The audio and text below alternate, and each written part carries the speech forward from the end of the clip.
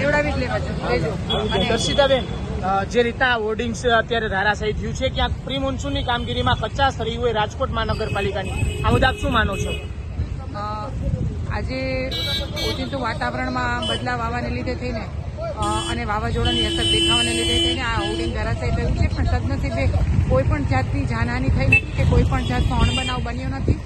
અને પ્રી મોન્સૂનની કામગીરીના ભાગરૂપે જ આપ જોઈ રહ્યા છો કે આ જે બોર્ડ છે એમાં એના ભાગરૂપે જ એ રીતે વ્યવસ્થા કરવામાં આવી હતી કે કોઈને તકલીફ ન પડે, પરંતુ પવનનું જોર વધારે હોવાથી આ હોર્ડિંગ છે ધરાશાયી થયું છે, પરંતુ કોઈ પણ લોકોને કાંઈ જાનહાની થઈ નથી. તાત્કાલિક જ રાજકોટ મહાનગરપાલિકાની ટીમ છે અહીંયા આવી પહોંચી છે અને આ કાર્યવાહી તાત્કાલિક પૂર્ણે અહીંથી ઉપાડી લેવામાં આવશે, જેથી કરીને કોઈને કંઈ ઈજા ન થાય. આગામી એક્શન પ્લાન શું રહેશે? હવે ચોમાસું વહેલું નજરે પડી રહ્યું છે, ચોમાસું વહેલું નજરે પડી રહ્યું છે, એના સંદર્ભે પ્રી મોન્સૂન કામગીરી આ વખતે ઝડપથી કરવામાં આવી રહી છે.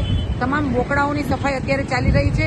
તમામ હોર્ડિંગ, જે કોઈ પણ રસ્તામાં હોર્ડિંગ છે આપ જોઈ રહ્યા છો એ રીતે રાજકોટ મહાનગરપાલિકા દ્વારા મોટા મોટા હોર્ડિંગ હટાવી લેવામાં આવ્યા છે અને જે પણ હોર્ડિંગ ધરાશાયી થવા માટે જરૂરિયાત લાગે એ બધા જ હોર્ડિંગને ઉતારી દેવાની પણ સૂચના અપાઈ રહી છે અને પ્રી મોન્સૂનની કામગીરી આવતીકાલથી તાત્કાલિક યુદ્ધના ધોરણે ઝડપથી કરવામાં આવશે.